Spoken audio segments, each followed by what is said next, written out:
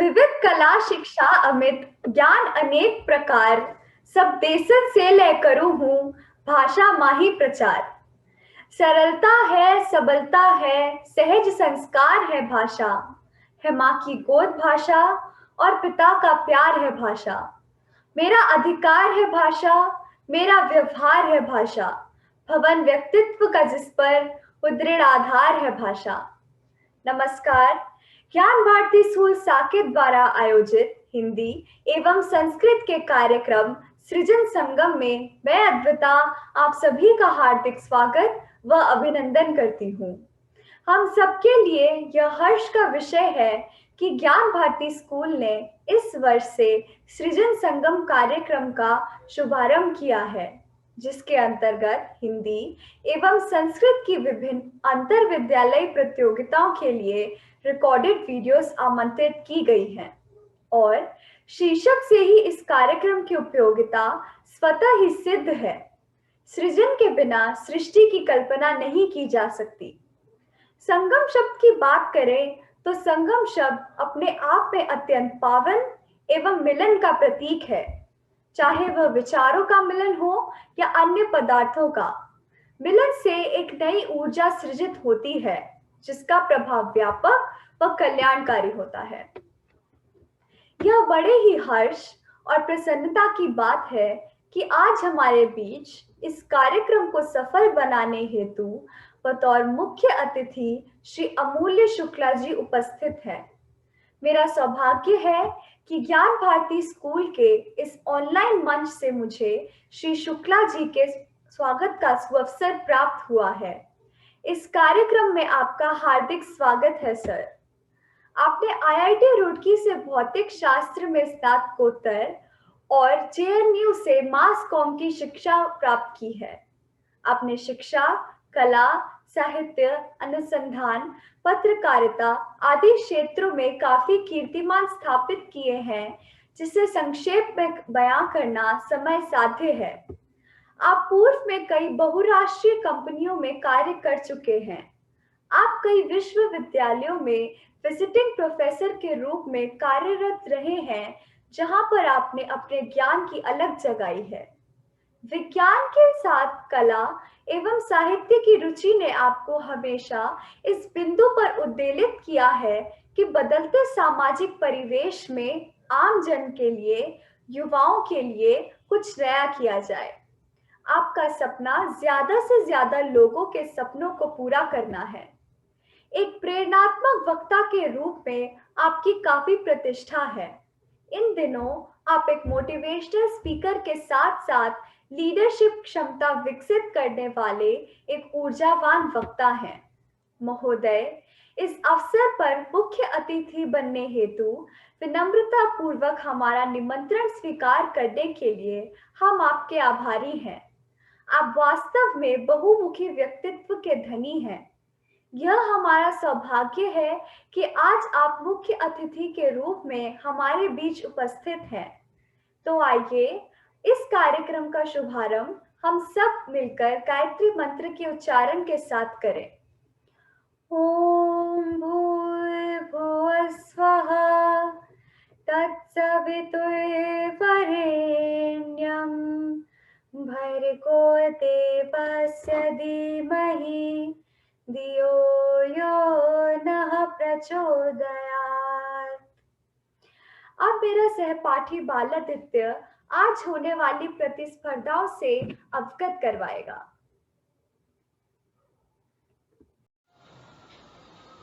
वियोगी होगा पहला कवि, आह से उपजा होगा गान, उमड़कर आंखों से चुपचाप बही होगी कविता अनजान, बही होगी कविता अनजान।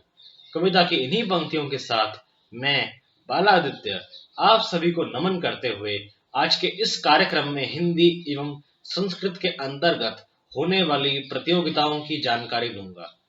सर्वप्रथम आप हिंदी प्रतियोगिताओं का आनंद लेंगे, जिसमें हिंदी के 2 स्तर रखे गए हैं।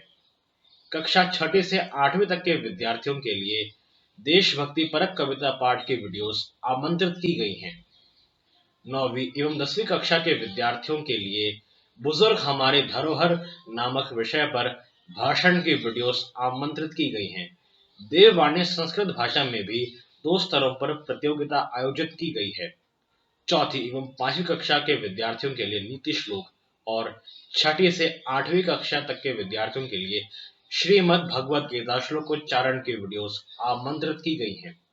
तो आइए हम सब इन दोनों प्रतियोगिताओं में भाग लेने वाले प्रतिभागियों की रचनाओं का स्वागत करते हुए उनका रसास्वादन करें। जिस काव्य में सत्यम शिवम सुंदरम की भावना निहित हो वही उत्तम काव्य है। अगर इस काव्य में देशभक्ति का पुट आ जाए तो मन में जोश, उमंग और साहस की भावना हिलोरे लेने लगती है। वक्त आने पर बता देंगे तुझे ए आसमां, हम अभी से क्या बताएं, क्या हमारे दिल में है।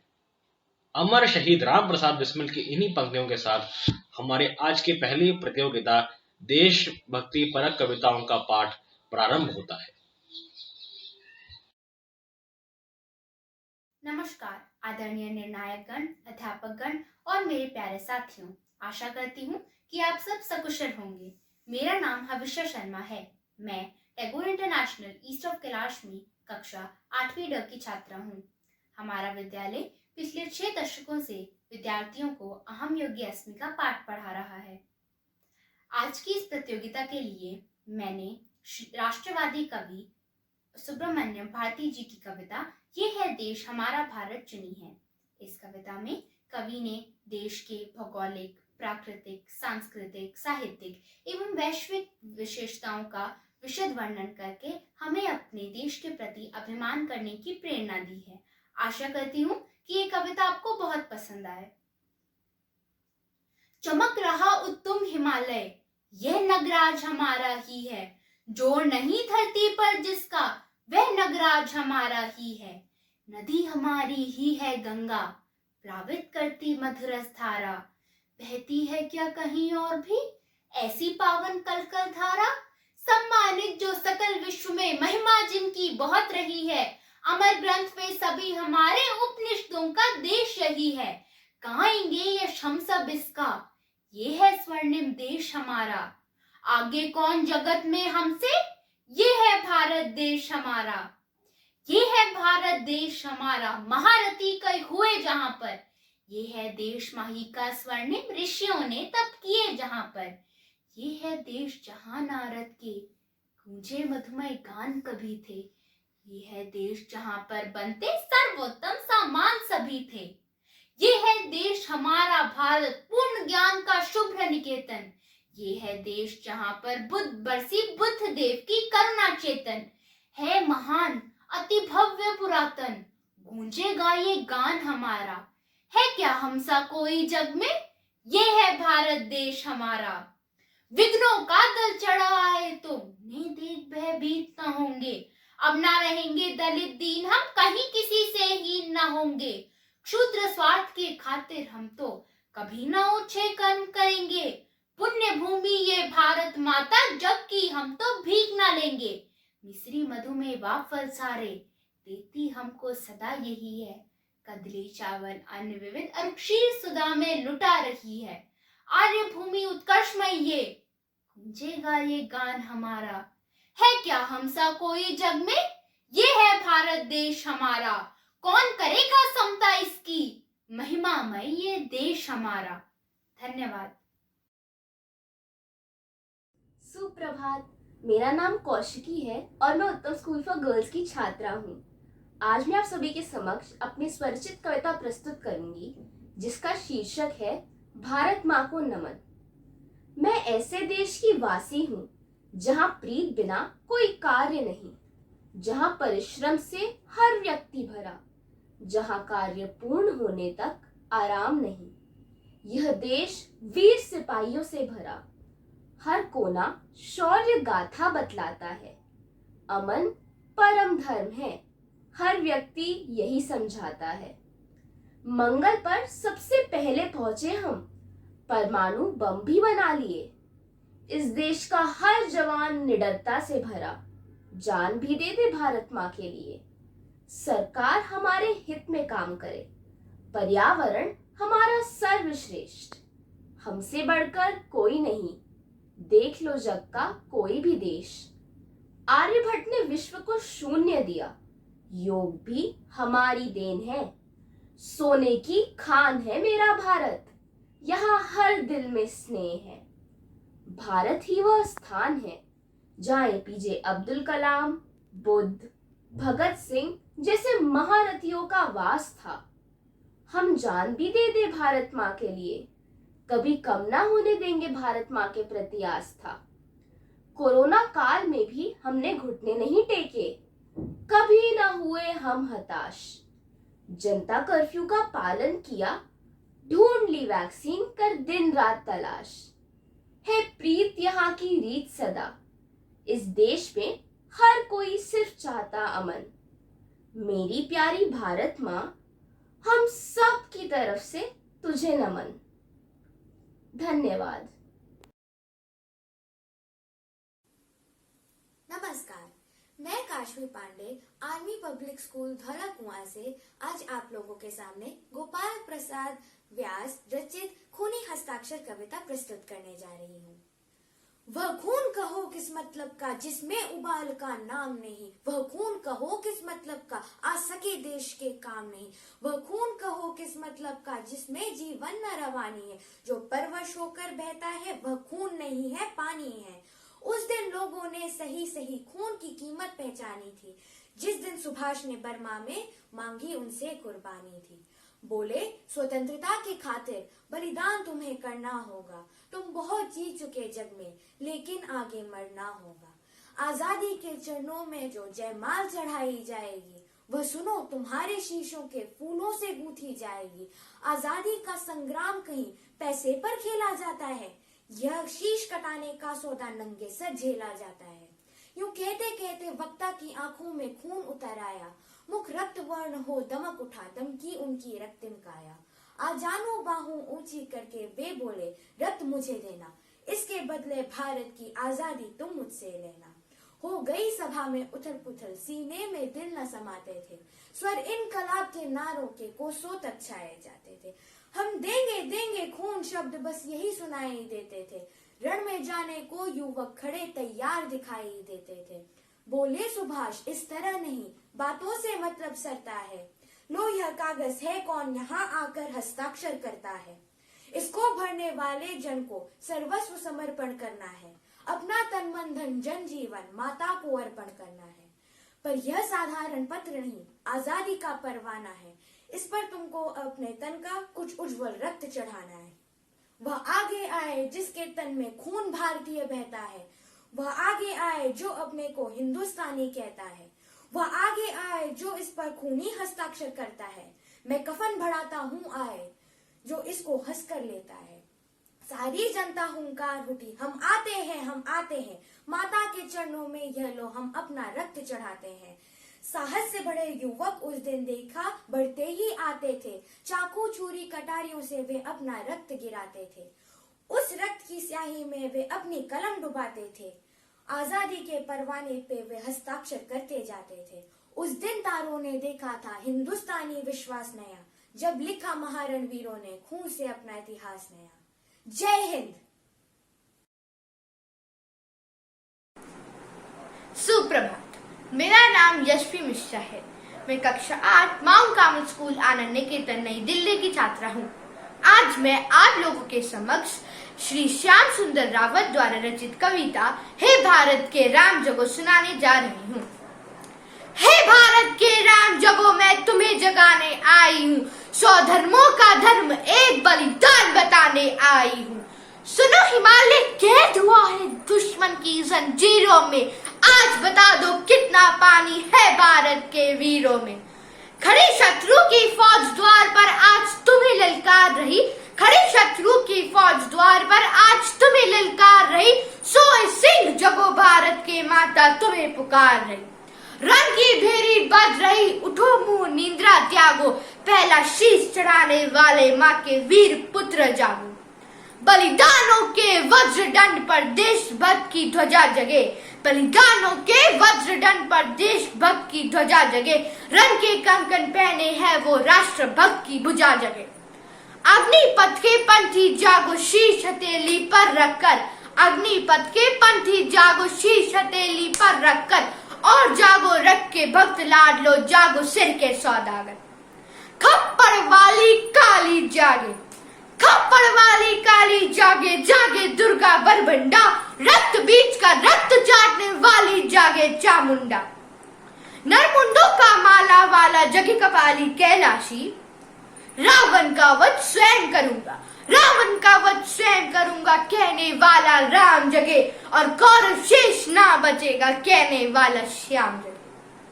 परशुराम का परशा जागे, रघुनंदन का बाण जगे, यजुनंदन का चक्र जगे, अर्जुन का धनुष्मान जगे।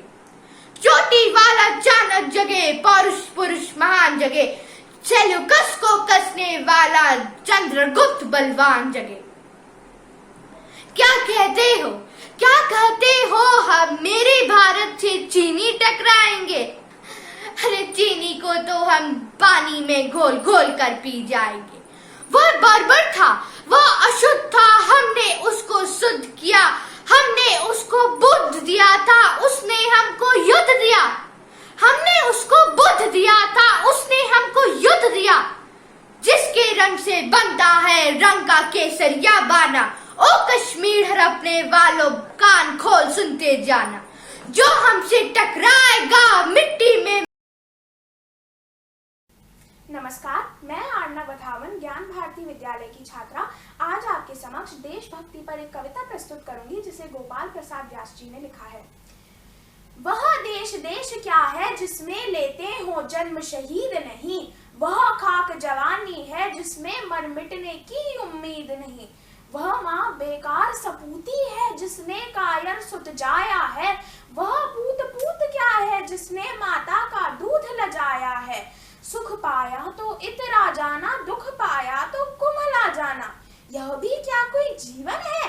पैदा होना फिर मर जाना, पैदा हो तो फिर ऐसा हो जैसे तात्या बलवान हुआ, मरना हो तो फिर ऐसे मर जो भगत सिंह कुर्बान हुआ, जीना हो तो वह ठान ठान जो कुंवर सिंह ने ठानी थी, या जीवन पाकर अमर हुई जैसे झांसी की रानी थी।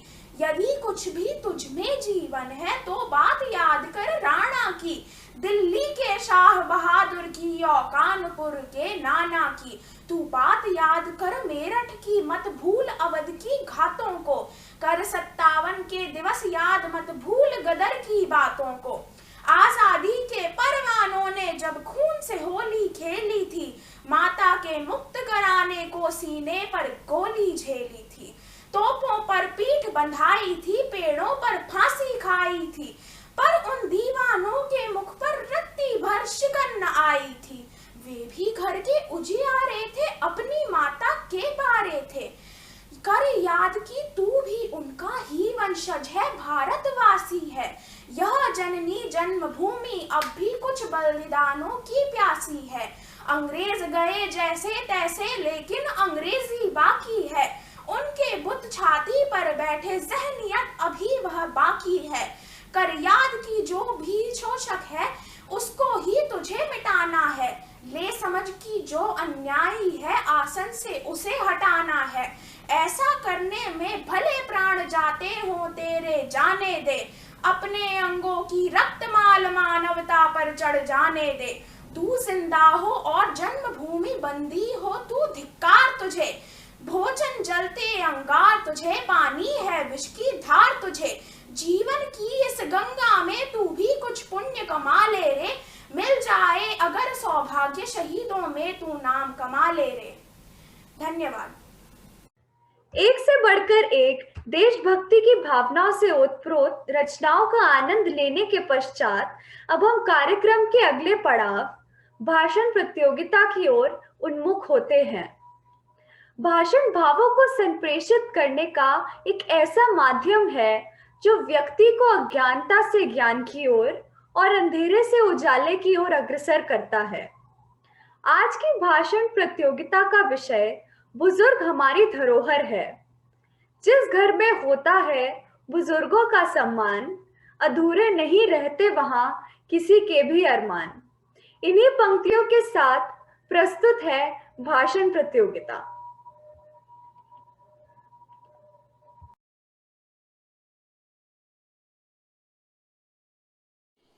जीवन की सार्थकता तभी है जब बुजुर्गों का हमारे सर पर हाथ है। मूल्य रहित है वह जीवन जिसमें ना बुजुर्गों का साथ है। सुप्रभात। आज मैं शैरल मेहता इंद्रप्रस्थ विद्यालय की छात्रा आपके समक्ष बुजुर्ग हमारी धरोहर पर अपने विचार प्रस्तुत करती हूँ। भारतीय परंपरा के अनुसार परिवार में बुजुर्ग सबसे अधिक आदर सम्मान के हकदार होते हैं। किसी भी कार्य में उनकी सलाह उस कार्य को सफलता तक पहुंचा देती है। जिस प्रकार एक कुम्हार कच्ची मिट्टी को एक सुंदर आकार में परिणत कर देता है, ठीक उसी प्रकार बुजुर्ग हमारे जीवन को एक खूबसूरत आकार देते हैं। स्वयं धूप में खड़े रहकर जो देते हैं हमें छाया, उनका स्थान जिंदगी में कभी ना कोई ले पाया। दुख दर्द अपने बड़ी होशियारी से वह छिपा लेते हैं, बनकर रहते हैं हर पल हमारा हमसाया। तीनों लोगों के दर्शन एक और बुजुर्गों का आशीर्वाद एक और। जिनके सर पर हो बुजुर्गों की छत्र छाया, उन्होंने जीवन का हर सुख है पाया। हे ईश्वर, जरूरत नहीं मुझे किसी धन दौलत की, बस रखना मुझ पर मेरे बुजुर्गों का साया। दादी नानी की कहानियों की तिजोरी तो जीवन की सबसे अमूल्य संपदा होती है। अपना कांपता हुआ हाथ जब वे हमारे सर पर रख देते हैं तो हमारी राह के पत्थर भी मोती बन जाते हैं। परंतु जिन्होंने हमें उंगली पकड़कर चलना सिखाया, एक एक शब्द बोलना सिखाया, आज हमारे पास उन्हीं के लिए वक्त नहीं। वे कभी दूरदर्शन के सामने बैठकर तो कभी मंदिरों में जाकर अपना समय व्यतीत कर रहे हैं। ना जाने कितने ही बुजुर्ग वृद्धाश्रमों की शरण ले चुके हैं। मैं पूछती हूँ आप सबसे, क्या हम पशु हैं, इंसान नहीं? पाल पोस कर बड़ा किया जिन्होंने, क्या आज हमारे दिल में उनके लिए कोई स्थान नहीं? आज का युवा वर्ग आधुनिकता की अंधी दौड़ में भागते भागते शायद अपने बुजुर्गों को ही भूल गया है। परंतु जो शिक्षा नहीं सिखाती बुजुर्गों का सम्मान, वो शिक्षा तो एक कलंक है। जैसे सुई के संग धागा और डोरी संग पतंग, वैसे ही बुजुर्ग हमारे जीवन का एक अभिन्न अंग है। अंततः मैं आपसे यही करवंदन करना चाहती हूँ कि हमारे बुजुर्ग जो निस्संदेह हमारे धरोहर हैं, उन्हें सहेज कर रखें। बड़ी इनायत है इनकी हमारी जिंदगी पर, हमारी तकदीर पर। संभाल कर रखना इन्हें, कहीं खो न जाएं ये तारे जमीन पर, कहीं खो न जाएं ये तारे जमीन पर। धन्यवाद। नमस्कार, मैं शिवांग डागर ज्ञान भारती स्कूल का छात्र आपके समक्ष बुजुर्ग हमारी धरोहर विषय पर अपने विचार प्रस्तुत करूंगा। कहानियों में बचपन बीता, उंगली पकड़ जिंदगी चला। कहानियों में बचपन बीता, उंगली पकड़ जिंदगी चला। धन्यवाद है उस ईश्वर का कि मैं बुजुर्गों के साए में पला।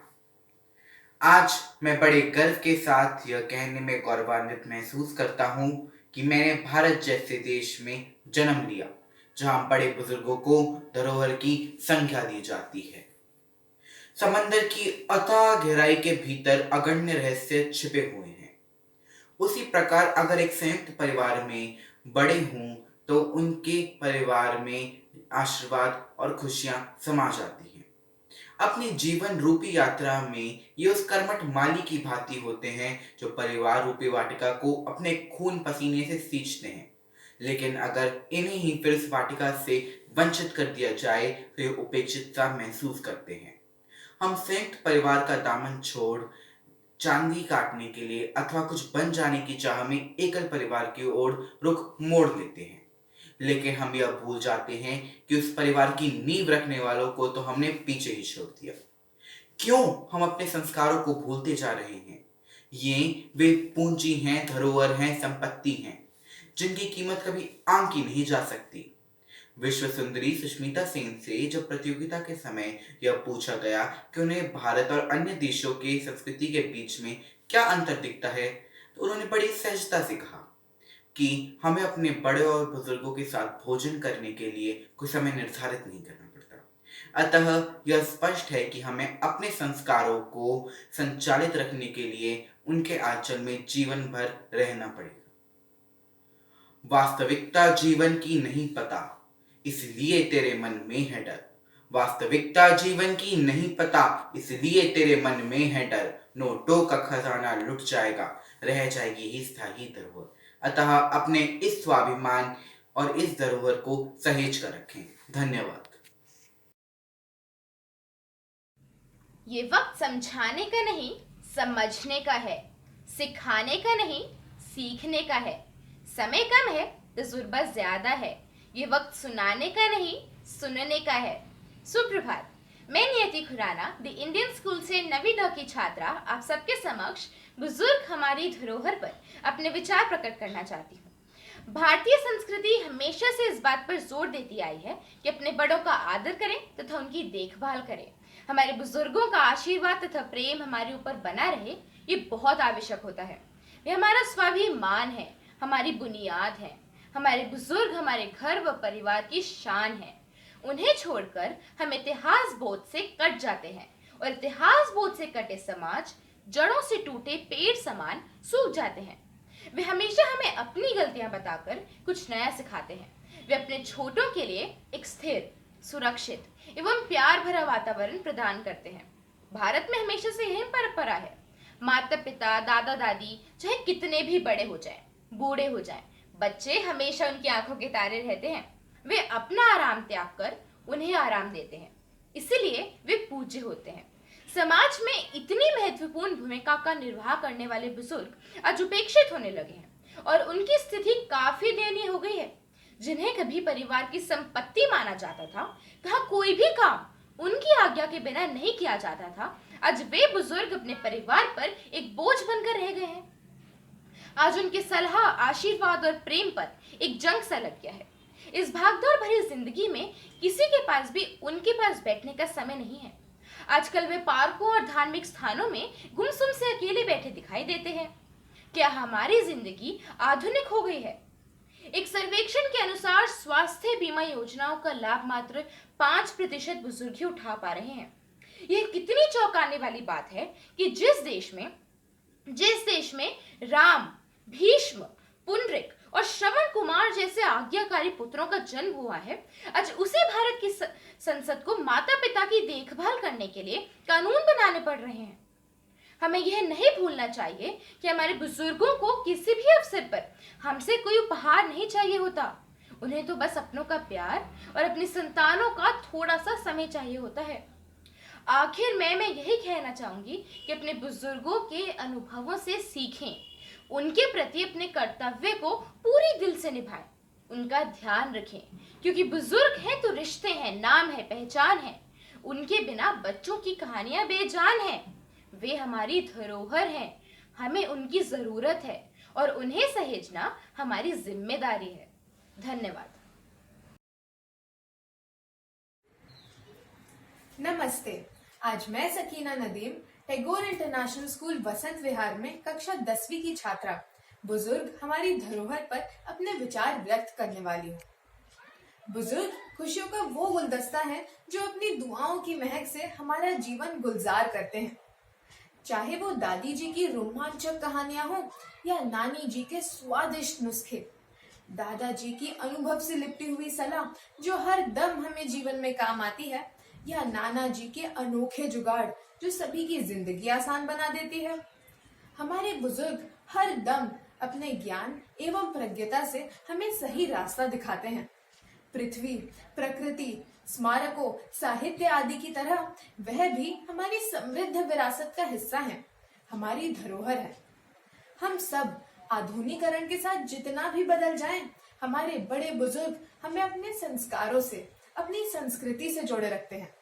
उनसे कट जाना इतिहास बोझ से कट जाने के बराबर है, और इतिहास बोझ से कटा हुआ समाज एक उखड़ी और ग्रीष्म से सूखे पेड़ की जड़ों की तरह है, विकास और वृद्धि के नाकाबिल। उनका अनुभव, उनकी मौजूदगी और वो खुद नई पीढ़ी के विकास में एक अहम भूमिका निभाते हैं। जब हमारी माता जी किसी काम में व्यस्त होती है तो बच्चों की देख रेख करने से लेकर रसोई में अनेक पकवान बनाने तक नानी जी बेहिचक पूरा घर चलाने का जिम्मा अपने सर ले लेती हैं। जब हमें पढ़ाई में मदद चाहिए होती है तो हमारे दादा दादी ही हमारे घर बैठे शिक्षक बन जाते हैं। अपने पोता पोतियों के साथ खेलते समय वह तो अपने जोड़ों का दर्द और थकान भी भूल जाते हैं। जिस तरह हम अपनी ऐतिहासिक विरासत को बचाने की जरूरत समझ रहे हैं, इस अगोचर धरोहर को बचाना भी हमारा कर्तव्य है। अपने बुजुर्गों को वृद्धाश्रम भेजने से या उनसे दूर एकल परिवारों में रहने से हम उनका तिरस्कार तो कर ही रहे हैं, परंतु हम अपनी समाज की नींव को उखाड़ रहे हैं। किसी भी परिवार में स्थायी सुख, शांति और समृद्धि तभी आ पाएगी जब हमारे बुजुर्ग हमें डांटने, राह दिखाने और अपनी संस्कृति से जोड़ने के लिए हमारे साथ रहें। जिस परिवार में बड़े बुजुर्गों का सम्मान नहीं होता, उस परिवार में सुख, संतुष्टि और स्वाभिमान कभी नहीं आ सकता। लेकिन अभी भी देर नहीं हुई है, यह बुनियाद अभी भी नष्ट नहीं हुई है। हम उसे फिर मजबूत बना सकते हैं, अपने बड़ों के साथ समय बिताकर, उनके अनुभवों से सीख लेकर और उनकी शिक्षा को भविष्य में जिंदा रखकर। समय आ गया है कि हम इस धरोहर का संरक्षण करें और अपने बुजुर्गों का आदर करें। बुजुर्ग हमारी धरोहर है, न छोड़ो कभी उनका साथ, क्योंकि उन्हीं से है हमारी जिंदगी में रौनक और हमारा विकास। धन्यवाद। इटली में 4 में से 1 मरीज को बचाने का विकल्प था तो युवाओं को बचाया गया, वृद्धों को मरने के लिए छोड़ दिया गया। इसके उलट भारत में 10 में से 1 व्यक्ति को टीके लगाने का विकल्प था तो हमने पहले बुजुर्गों को चुना। नमस्कार, मैं बाल भारती पब्लिक स्कूल की छात्रा मान्या सोइन हूँ। हाल ही में मैंने फेसबुक पर लिखा यह संदेश पढ़ा तो मेरा मस्तक गर्व से ऊंचा हो गया।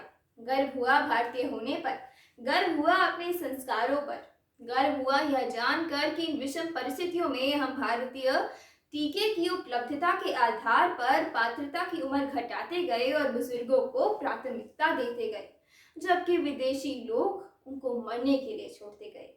आज के इस भाषण प्रतियोगिता का विषय मेरे दिल को छू गया। बुजुर्ग हमारी धरोहर। निश्चय ही बुजुर्ग हमारे घर की परंपरा का आधार है। उनसे ही तो घर के बच्चे सीखते हैं अच्छे संस्कार। हमारे घर के बुजुर्ग, हमारे दादा दादी, नाना नानी घर की नींव होते हैं, घर की शान होते हैं। उनसे ही तो घर में रौनक होती है। वे ही तो हैं जो हमारे घर को जोड़ के रखते हैं। वे अपने अनमोल अनुभवों से हमारा मार्गदर्शन करते हैं। वे प्रेरणा के स्तोत्र, अखंड ज्योत, अमूल धरोहर है हमारी संस्कृति की। सदियों से रहा आसरा बुजुर्गों का, शायद इसीलिए यहाँ पीपल पूजा जाता है। मैंने बचपन से अपने माता पिता को बड़ों का सम्मान करते देखा है। वे कहते हैं वह घर घर नहीं जहाँ कोई बुजुर्ग नहीं रहता। कहते हैं ना, चेहरे की चमक और मकान की ऊंचाई पर मत जाओ। अगर घर के बुजुर्ग हंसते मिले तो समझ लेना यह घर अमीरों का है। पर आज के बदलते परिवेश में दुख होता है यह देखकर कि घर के बरगद समान खड़े बुजुर्ग अपने ही घर में अपनों से ही अपमानित होने लगे हैं। उनका मजाक उड़ाया जाता है, उन्हें बोझ समझा जाता है। कैसा कलयुग है, जिस माली ने यह बगीचा सजाया, फल फूल लगाए, आंधी तूफानों से बचाया, अपने प्रेम से सींचा, उसी को घर से बेघर कर वृद्ध आश्रम भेजने वाले कपूत औरंगजेब से कम क्रूर नहीं है।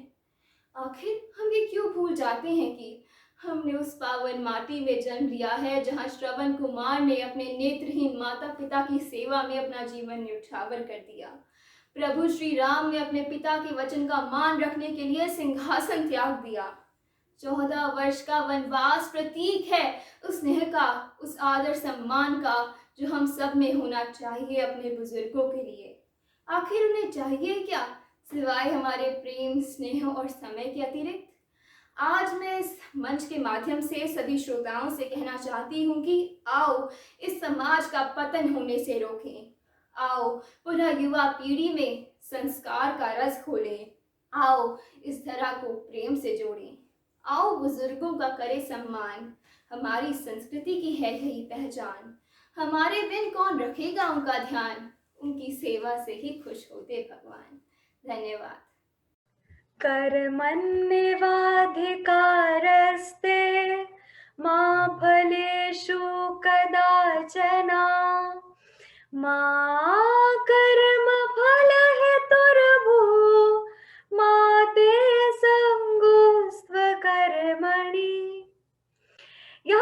बात सत्य है कि संस्कृत भाषा सभी भाषाओं की जननी है।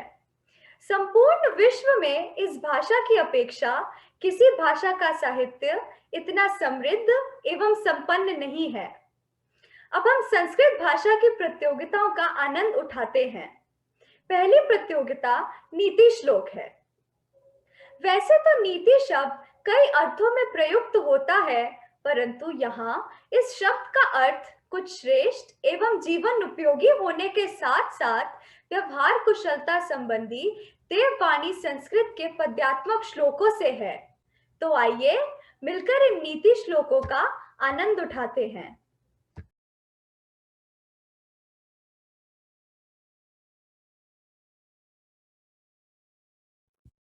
नमस्कारः।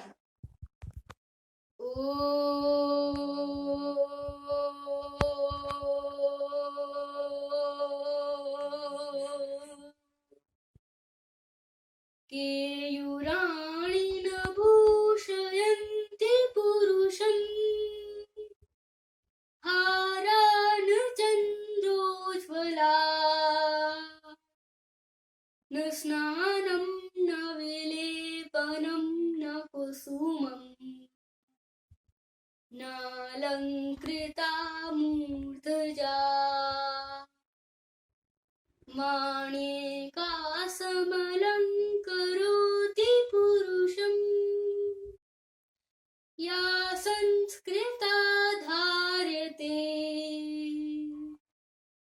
क्षीयन्ते खलु भूषणानि सततम् वाग्भूषणं भूषणम् वाग्भूषणं भूषणम्।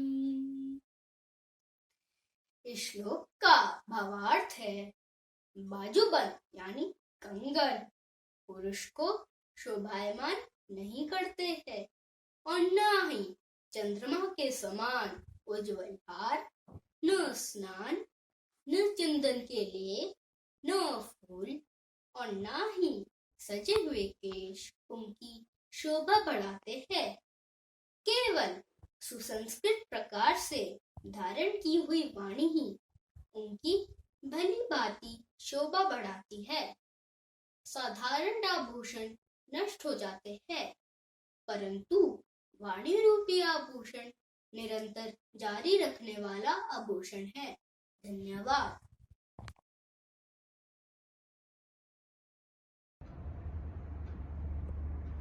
सुप्रभातम। नमः सभाभ्यः सभापतिभ्यश्च। मम नाम वियान पंत अस्ति। मम विद्यालयस्य नाम ज्ञान भारती विद्यालय अस्ति। अहं चतुर्थी कक्षायां पठामि। अद्य अहं भवतां समक्षे नीतिश्लोकं प्रस्तौमि। उद्यमेन हि सिद्ध्यन्ति कार्याणि न मनोरथै न हि सुप्तस्य सिंहस्य प्रविशन्ति मुखे मृगाः। अर्थात उद्यम यानी परिश्रम करने से ही कार्य सफल होते हैं। केवल सोचने से ही सफलता नहीं मिलती। जैसे सोए हुए शेर के मुंह में हिरण स्वयं प्रवेश नहीं करता, बल्कि शेर को अपने भोजन के लिए कठिन परिश्रम करना पड़ता है। यही बात हमारे जीवन में भी लागू होती है। अगर हमें अपने लक्ष्य को पाना है तो आलस को त्याग कर परिश्रम करना होगा, क्योंकि सफलता का सिर्फ एक ही मार्ग है, परिश्रम। धन्यवादः। सर्वेभ्यो गुरुजनेभ्यो नमो नमः। मम नाम अक्षय तिवारी। अहं चतुर्थ कक्षायां पठामि। मम विद्यालयः माउंट कार्मल अस्ति। अस्मिन् श्लोक उच्चारण प्रतियोगितायाम् अहं वाण्याः महत्त्वं वर्णयामि।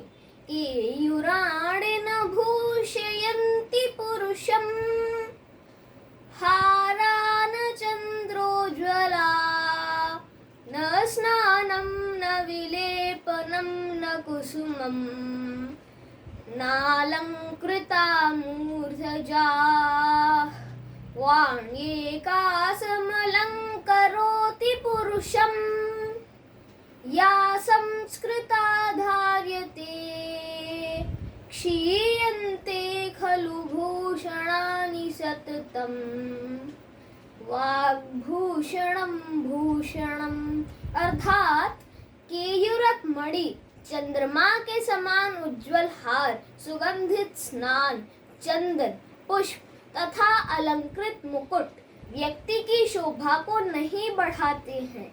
केवल संस्कार युक्त वाणी ही मनुष्य को सुशोभित करती है। सारे आभूषण गहने धीरे धीरे नष्ट हो जाते हैं, किंतु वाणी का आभूषण कभी नष्ट नहीं होता। धन्यवादाः।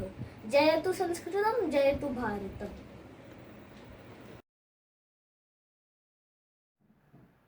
नमो नमः।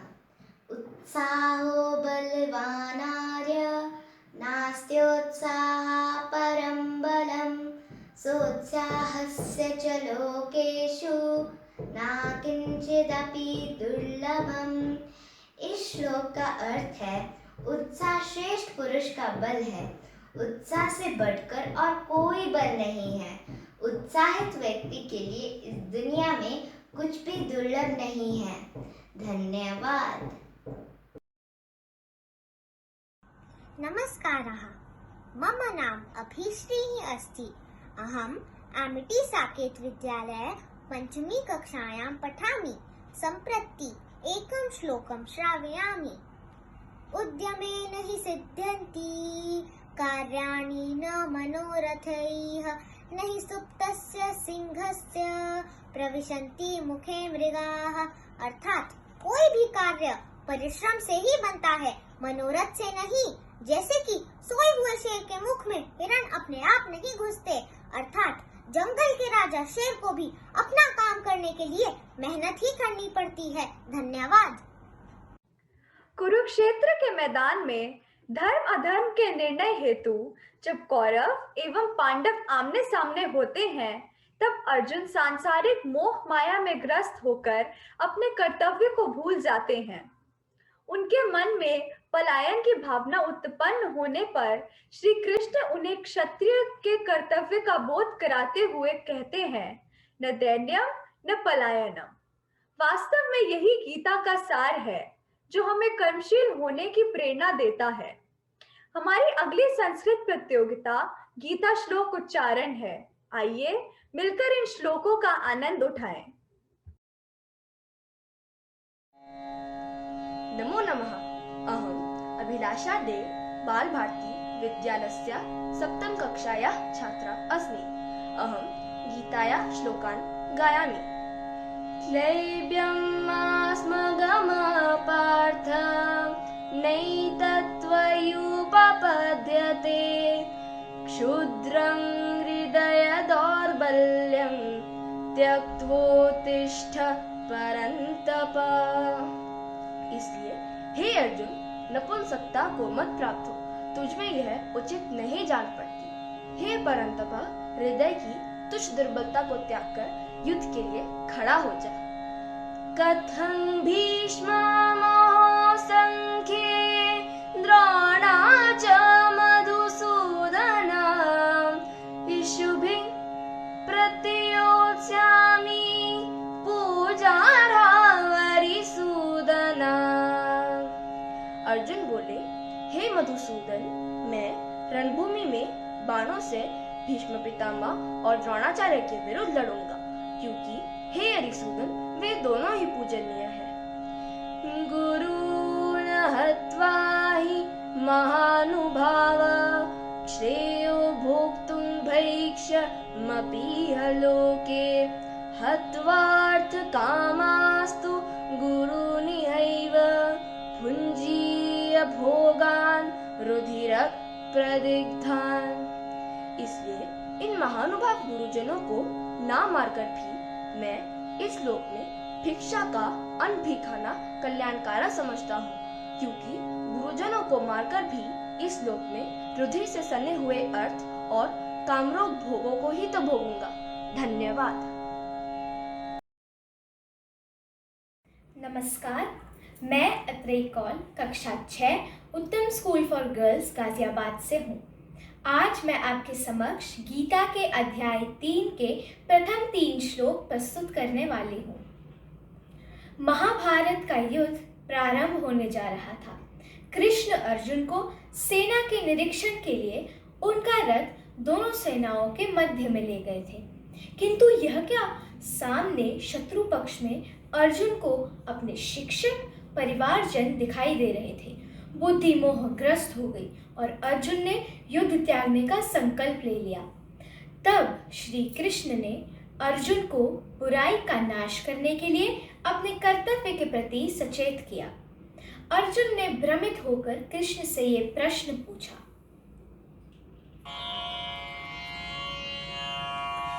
ज्यायसि चेत् कर्मणस्ते मता बुद्धिर्जनार्दन तत्किं कर्मणि घोरे मां नियोजयसि केशव व्यामिश्रेणेव वाक्येन बुद्धिं मोहयसीव मे तदेकं वद निश्चित्य येन श्रेयो हमाप्नुयाम लोकेऽस्मिन् द्विविधा निष्ठा पुरा प्रोक्ता मया नघ ज्ञानयोगेन सांख्यानां कर्मयोगेन योगिनाम्।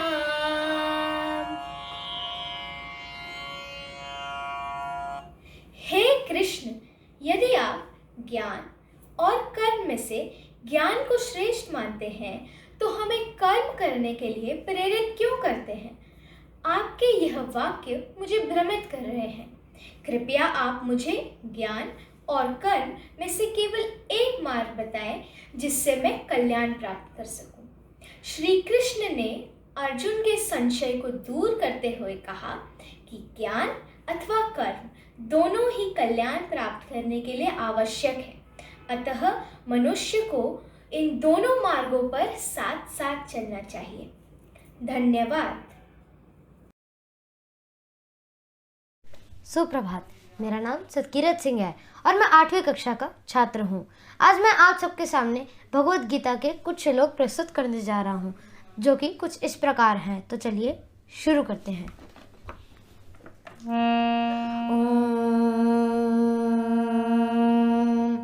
सर्वधर्मा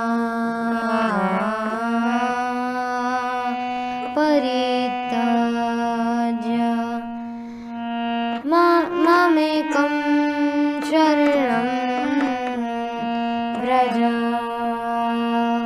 अहं त्वां सर्वपापेभ्यो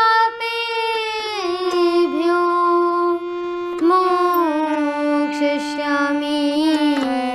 मा शुचः। इस श्लोक का भाव अर्थ है, संपूर्ण धर्मों को अर्थात संपूर्ण कर्तव्य कर्मों को तू मुझ में त्याग कर एक केवल मुझ सर्वशक्तिमान सर्वाधार परमेश्वर की ही शरण में आ जा। मैं तुझे संपूर्ण पापों से मुक्त कर दूंगा, तू शोक मत कर।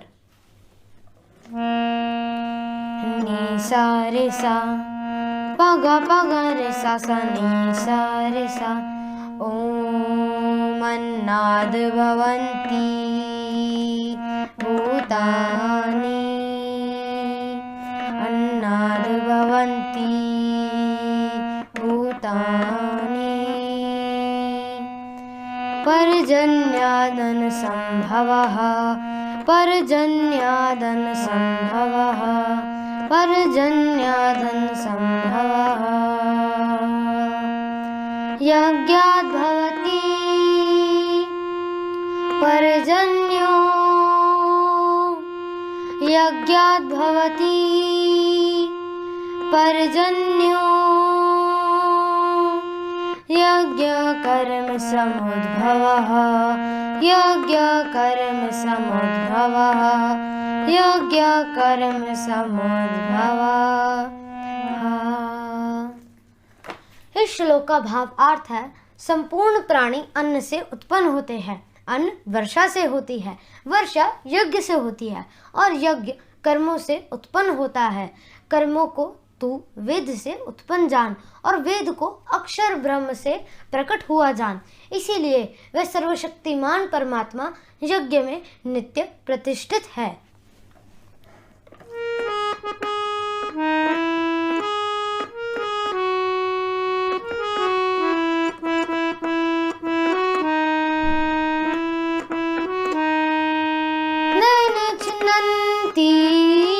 शस्त्राणि नैनन्दहति पावकः पावकः नौचनन् न क्लेदन्त्यापो न शोषयति मारुतः मारुतः मारुतः। इस श्लोक का भाव अर्थ है, आत्मा को ना कोई शस्त्र काट सकता है, ना आग उसे जला सकती है, ना ही पानी उसे भिगो सकता है और ना ही हवा उसे सुखा सकती है। यहाँ श्री भगवान कृष्ण जी ने आत्मा के अजर अमर और शाश्वत होने की बात की है। धन्यवाद। सुप्रभातम सर्वेभ्यो नमो नमः। मम नाम सोहिनी अस्ति। अहं सप्तमी कक्षायां पठामि। अद्य अहं भवतां समक्षे गीतायाः श्लोकान् प्रस्तौमि। यदा यदा हि धर्मस्य ग्लानिर्भवति भारत अभ्युत्थानम् अधर्मस्य तदात्मानं सृजाम्यहम्। अर्थात, हे भरत कुलोत्पन्न अर्जुन, जब जब धर्म का ह्रास होता है, अधर्म का उत्थान होता है, तब तब मैं अर्थात श्री कृष्ण जन्म लेता हूँ। परित्राणाय साधूनां विनाशाय च दुष्कृतां धर्म संस्थापनार्थाय संभवामि युगे युगे। अर्थात साधुओं की रक्षा के लिए, दुष्टों की विनाश के लिए, धर्म की संस्थापना के लिए मैं श्री कृष्ण युग युग में जन्म लेता हूँ। नैनं छिन्दन्ति शस्त्राणि नैनं दहति पावकाः न चैनं क्लेदयन्त्यापो न शोष्यति मारुताः। अर्थात इस आत्मा को शस्त्र छेद नहीं सकते, न अग्नि इसे जला सकती है और न ही पानी इसे गीला कर सकता है और न वायु इसे सुखा सकती है।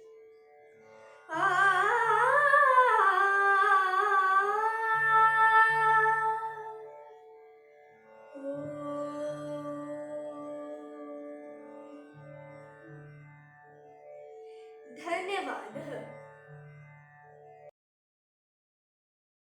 आदरणीयाः श्रोतारः, अस्मिन् ज्ञान भारती विद्यालयस्य सृजन संगम इत्यस्यां भगवद्गीतायाः श्लोकोच्चारणस्य प्रतियोगितायां श्लोकश्रवणाय हार्दिकं स्वागतम्। सर्वेभ्यो सतिजनेभ्यो नमः। अहं वृन्दाधस्माना कक्षा सप्तम्याः छात्रा। इदानीं भगवद्गीतायाः केचन श्लोकान् श्रावयामि। ॐ श्री परमात्मने नमः।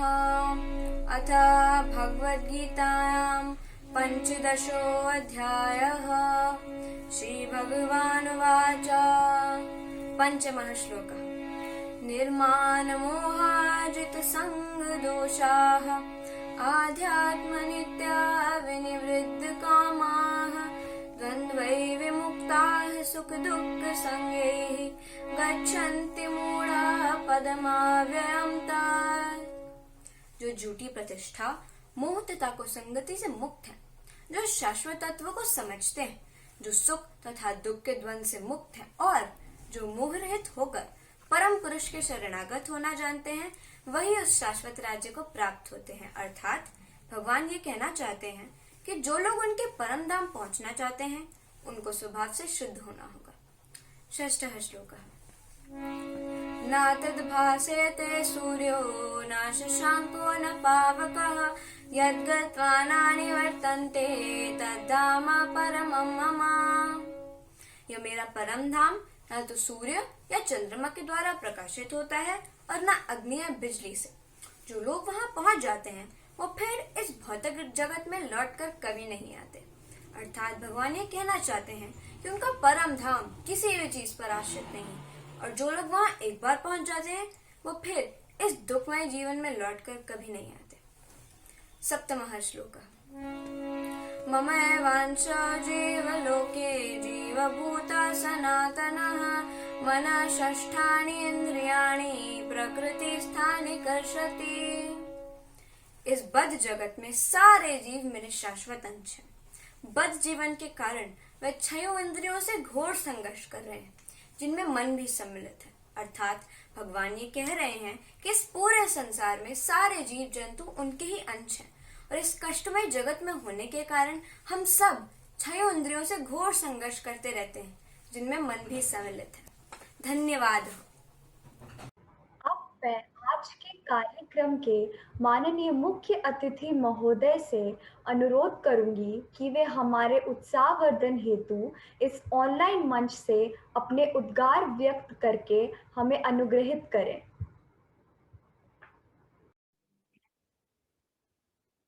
आदरणीय डायरेक्टर प्रिंसिपल मैम, सभी अध्यापकगण और प्यारे विद्यार्थियों, आप सभी को नमस्कार। और मेरा सौभाग्य है कि आपने मुझे ये अवसर दिया। खासतौर पे स्कूली बच्चों से इंटरैक्ट करने का मौका मेरे लिए हमेशा एक बहुत खुशी का और सीखने का अवसर होता है। जब मैं अपने प्रोफेशन के सिलसिले में कॉर्पोरेट दुनिया में या यूनिवर्सिटीज और प्रोफेशनल एजुकेशनल इंस्टीट्यूट्स में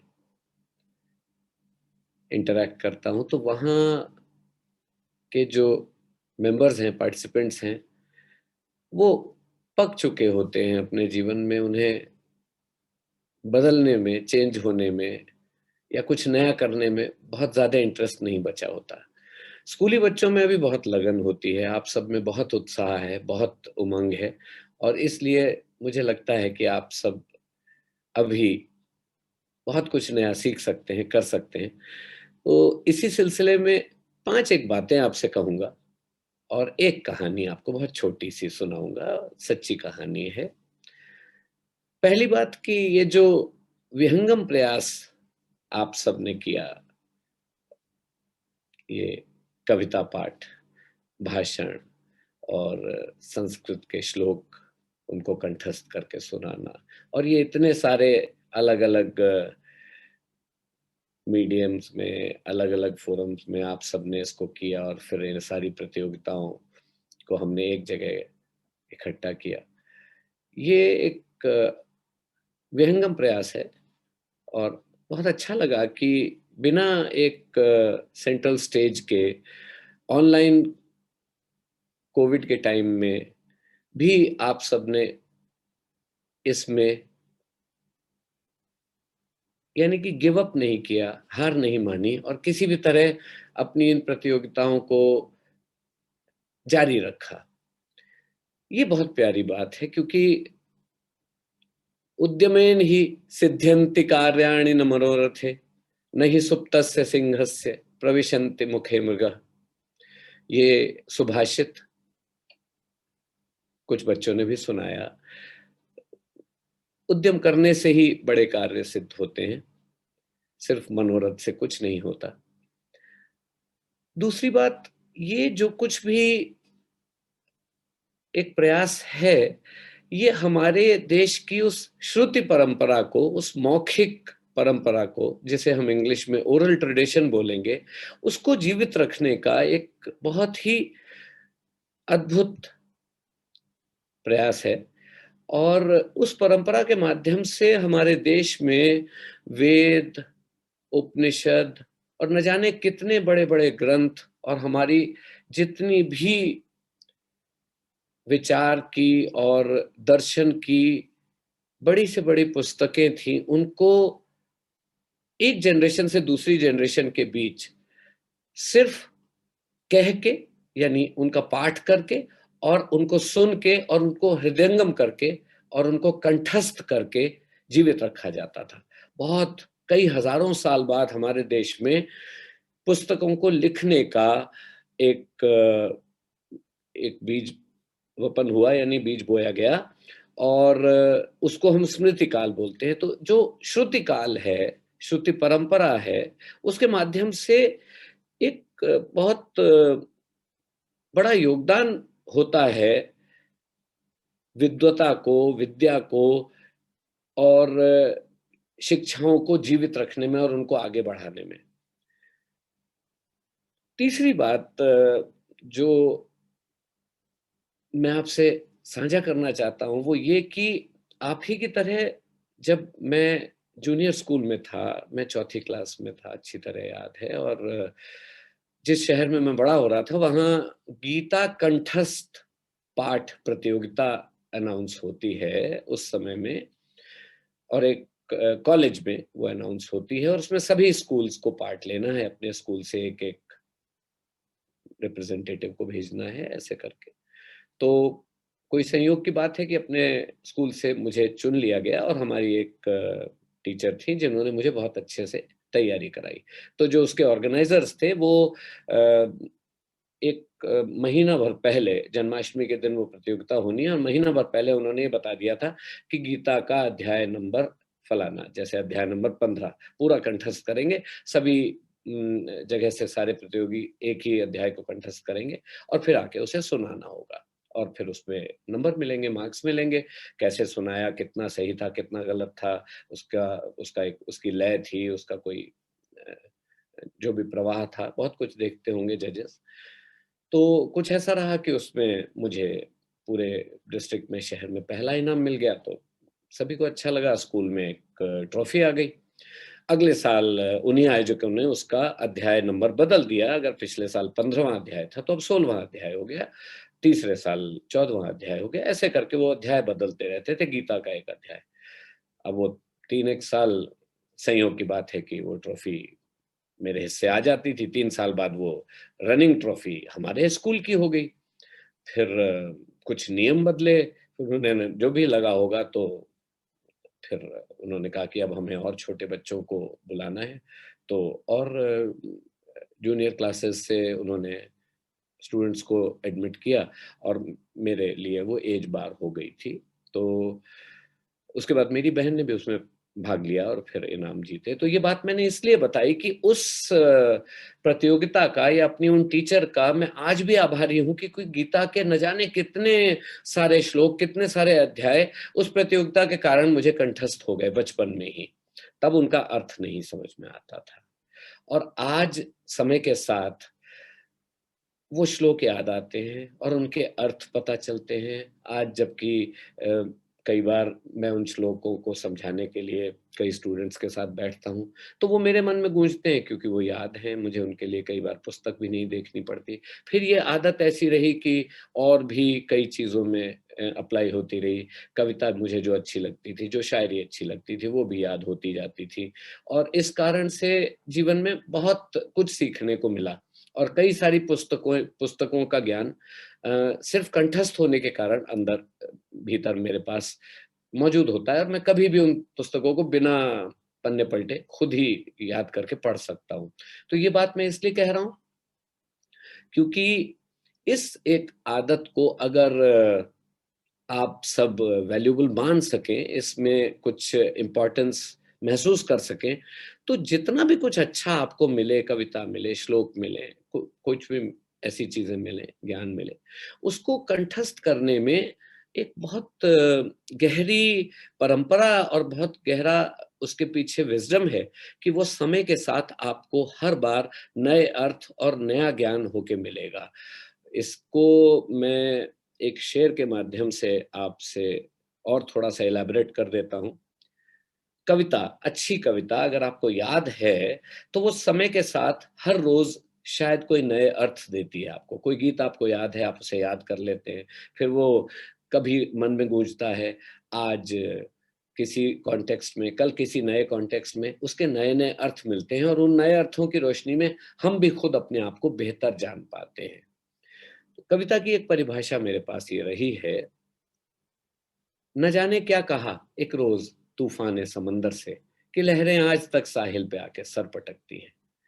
यानी किसी एक दिन समुद्र से तूफान की कोई बातचीत हो गई, वो एक मोमेंट था और समुद्र में जो लहरें उठती हैं वो हर रोज सागर के किनारे कुछ ना कुछ नया ले आती हैं। अगर आप उस किनारे बैठे रहें तो कभी आपको शंख सीपियां मिलेंगी, कभी लहर आपके पैर भिगो जाएगी, कभी और कुछ सौंदर्य देखने को मिलेगा। तो ये अच्छी कविता के साथ होता है, आपको याद है तो वो समय के साथ आपको हर रोज कुछ ना कुछ नया दे जाती है। और अगली बात जो मैं कहना चाह रहा था वो ये कि आप सबने वीर रस की कविताएं, भाषण, संस्कृत के सुभाषित और श्लोक और गीता के श्लोक जो प्रस्तुत किए और उनकी प्रतियोगिता ये रही, इस सब की रोशनी में ये तो बड़ा अच्छा है कि आपने ये सब याद किया और इसके कॉम्पिटिशन्स हुए, आप में से कई लोग इनाम भी जीतेंगे, उन सबको बधाई। हम ये भी देखें कि जो कुछ हमने याद किया, जो कुछ हमने सुनाया, उसमें से जो कुछ भी हम पकड़ सके, सीख सके, क्या वो हम अपने जीवन में थोड़ा बहुत भी अमल में ला रहे हैं? क्या उसको खेल-खेल में भी हम कहीं प्रैक्टिस में अप्लाई कर रहे हैं अपने जीवन में? क्योंकि श्रेष्ठ कविता या जिसको मैं पोएट्री ऑफ लाइफ मानता हूं, वो हमें 3 योगदान दे। पहला कि वो हमें बेहतर इंसान बनने में मदद करे।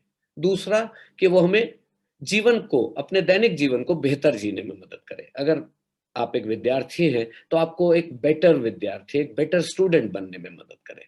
और तीसरा, वो हमें एक दूसरे से बेहतर संबंध बनाने में मदद करे। ऐसी 3 शर्तों को पूरा करने वाली किसी भी साहित्यिक रचना को मैं पोएट्री ऑफ लाइफ या जीवन पर कविता मानता हूँ। तो ऐसी कविताओं को, ऐसे साहित्य को ढूंढते रहिए। स्कूल में कॉम्पिटिशन्स हो तो बहुत अच्छा है, नहीं भी तो आप अगर अपने आंख ना कान खुले रखेंगे तो कहीं ना कहीं चारों तरफ, कभी अखबार में, कभी न्यूज़पेपर, कभी किसी और मैगजीन में, कभी टीवी पे, कभी कहीं और, आपको कुछ ना कुछ ऐसा मिलेगा जो कि आप ग्रहण कर सकते हैं और उसको अपने जीवन में अपना सकते हैं। इसके लिए भवानी प्रसाद मिश्र बहुत प्यारे कवि हुए हमारे, उन्होंने हमें बहुत सरल भाषा में अच्छी बातें सिखाई। तो उनकी बात मैं आपसे कहता हूँ, कुछ लिख के सो, कुछ पढ़ के सो, कुछ लिख के सो, कुछ पढ़ के सो, तू जिस जगह जागा सवेरे उससे आगे बढ़ के सो।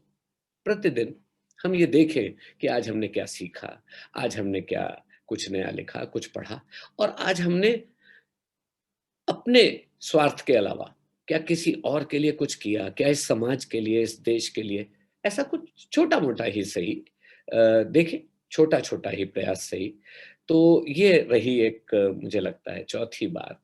और पांचवी बात कि श्रेष्ठ साहित्य, अच्छी कविता या जो हमारी परंपरा से हमें मिला है, ये सब गीता जिनमें से एक है, ये हमें एक बेहतर इंसान तो बनाते हैं।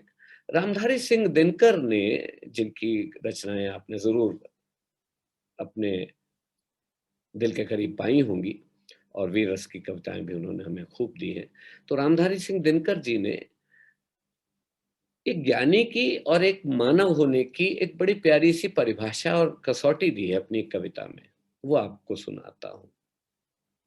एक नर से दूसरे के बीच का व्यवधान तोड़ दे जो, है वही ज्ञानी, वही विद्वान, और मानव भी वही। तो दिनकर हमें ये कह रहे हैं कि सारी पढ़ाई लिखाई, सारे ज्ञान का जो एक मकसद है, जो उसका एक गोल है, उसका एक लक्ष्य है, वो होना चाहिए कि हम दो मनुष्यों के बीच में या दो इंसानों के बीच में दूरियां कम करें और एक दूसरे के नजदीक आए। और मानव होने की भी यही परिभाषा है और ज्ञानी होने की भी यही कसौटी है। और कुछ ना कुछ नया सीखना प्रतिदिन, कुछ ना कुछ नया करना, अपने आप को स्ट्रेच करना, इसके लिए कुछ प्यारी प्यारी बातें हैं जो मुझे मदद करती हैं। मैं सोचता हूँ आपसे साझा कर दूं, कविता के रूप में है, छोटी छोटे शेर हैं, जैसे मेरे सीने में नहीं तो तेरे सीने में सही, हो कहीं भी आग लेकिन आग जलनी चाहिए। तो आपका पैशन क्या है, आपका जुनून क्या है, वो आग, उस चिंगारी को ढूंढिए और उसको जीवित रखिए। आपको जो अच्छा लगता है उसे जरूर करिए। If you pursue what you like, you will get more energy, you will get more happiness, and that energy and happiness will help you do more in life. तो एक चिंगारी कहीं से ढूंढ लाओ दोस्तों, हम सभी इसी चिंगारी के इंतजार में हैं, और जिनके पास वो चिंगारी है वो उसे अपने जुनून में बदलें। और जुनून की बहुत प्यारी परिभाषा है, हमारे कवि दुष्यंत कुमार ने दी है। कैसे आकाश में सुराख नहीं हो सकता, एक पत्थर तो तबीयत से उछालो यारो। इस बात को अब मैं आखिरी बात एक सच्ची कहानी के रूप में आपसे कह के अपनी वाणी को विराम दूंगा। पाणिनि का नाम आपने सुना होगा। पाणिनि का नाम संस्कृत के साथ और हमारी परंपरा में बहुत आदर के साथ लिया जाता है। संस्कृत भाषा के वो ऐसे विद्वान माने जाते हैं जिन्होंने संस्कृत भाषा का सारा व्याकरण, उसकी ग्रामर, उसका स्ट्रक्चर सब कुछ स्थापित कर दिया था आज से कई हजार साल पहले। और जो काम उन्होंने किया उसकी मान्यता, उसकी सर्व मान्यता इतनी है कि आज तक उसमें कोई सुधार नहीं कर सका। आज भी संस्कृत भाषा को पाणिनि के दिए हुए स्ट्रक्चर पे, उसी ढांचे पे और उसी ग्रामर, उसी व्याकरण पे ही हम पढ़ते हैं और पढ़ाते हैं और उसमें काम करते हैं। अब पाणिनि का नाम मैं अचानक से क्यों ले आया, क्योंकि एक तो आपने संस्कृत का बहुत कुछ याद किया, सुनाया इन प्रतियोगिताओं में। दूसरी बात ये कि जब पाणिनि आपके जैसे छोटे से बच्चे रहे, आप में से कई लोग जूनियर स्कूल में हैं, कई सीनियर होंगे जैसे भी, तो जब वो छोटे बच्चे रहे होंगे और उनके अंदर बहुत लगन थी पढ़ाई करने की, वो चाहते थे कि वो बहुत पढ़ें, तो उस समय की परंपरा के अनुसार उनके माता पिता उनको ज्योतिषी के पास ले गए। तो जब बच्चा छोटा होता है तो उसका हाथ देख के ज्योतिषी ऐसे बताना चाहते हैं कि भाई इसके हाथ में विद्या की रेखा है, ये कितना बड़ा विद्वान बनेगा, या इसके हाथ में धन की रेखा, ऐसा मानते हैं। तो कहानी के रूप में सुनिए।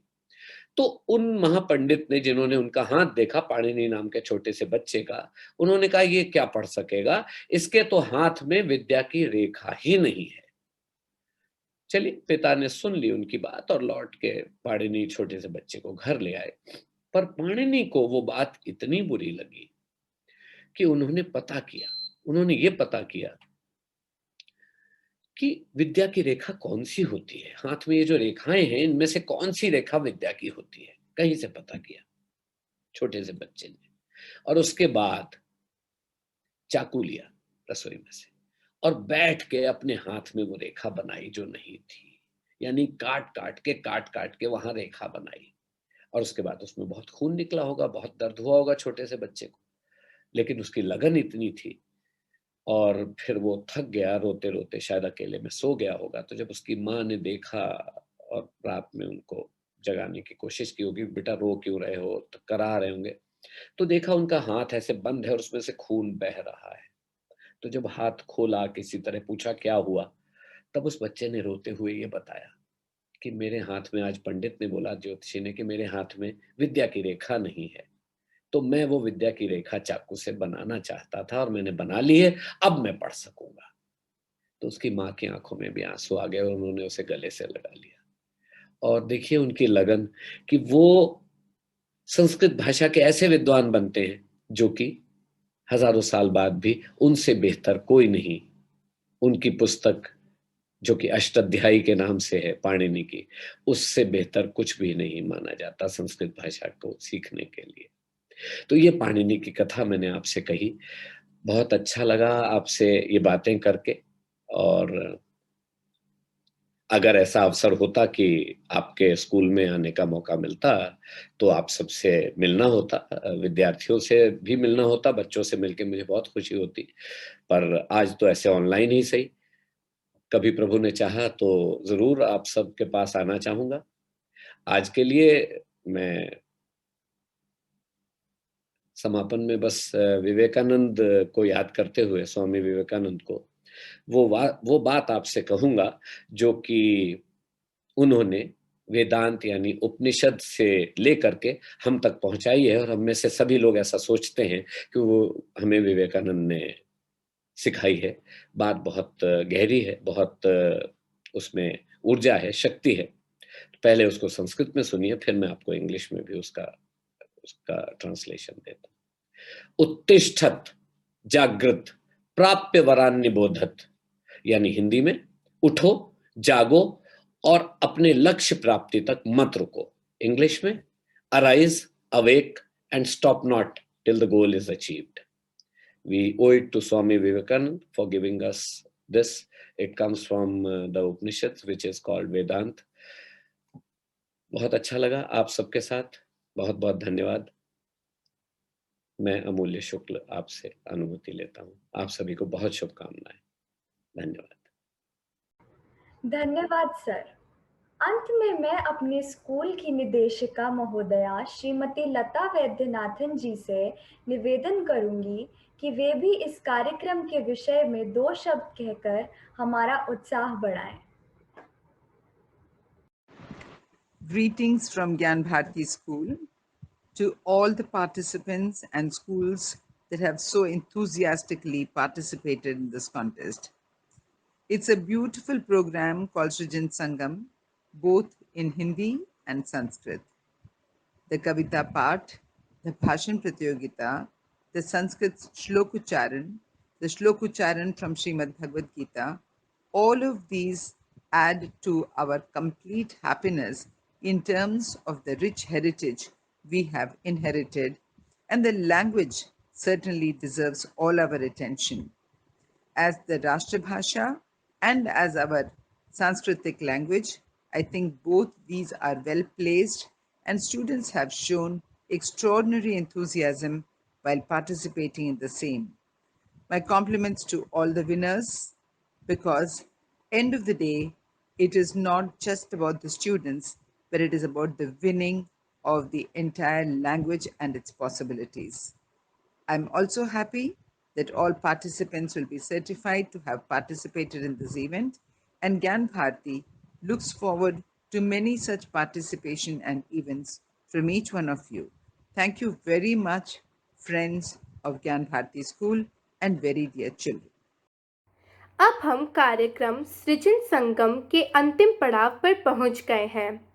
सभी कार्यक्रमों का आनंद लेने के बाद आखिरकार वो सुखद पल आ ही गया, जिसका हमें बेसब्री से इंतजार था।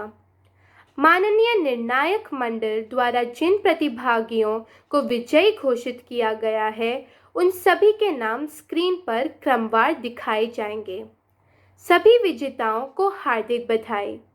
बाकी सभी प्रतियोगी भी बधाई के पात्र हैं। उन्होंने अपना उत्कृष्ट प्रदर्शन कर कार्यक्रम को सफल बनाया। प्रस्तुत है हिंदी प्रतियोगिता के परिणाम। कविता पाठ। प्रथम पुरस्कार Kashvi Pandey, army public school, Dhaula Kuan. द्वितीय पुरस्कार Havisha Sharma, Tagore International School, East of Kailash. तृतीय पुरस्कार के 2 विजेता हैं। प्रथम Yashasvi Mishra, Mount Carmel School, Anand Niketan. द्वितीय आरना वधावन, ज्ञान भारती स्कूल, साकेत। भाषण प्रतियोगिता। प्रथम पुरस्कार नियति खुराना, द इंडियन स्कूल। द्वितीय पुरस्कार सकीना नदीम, टैगोर इंटरनेशनल स्कूल, बसंत विहार।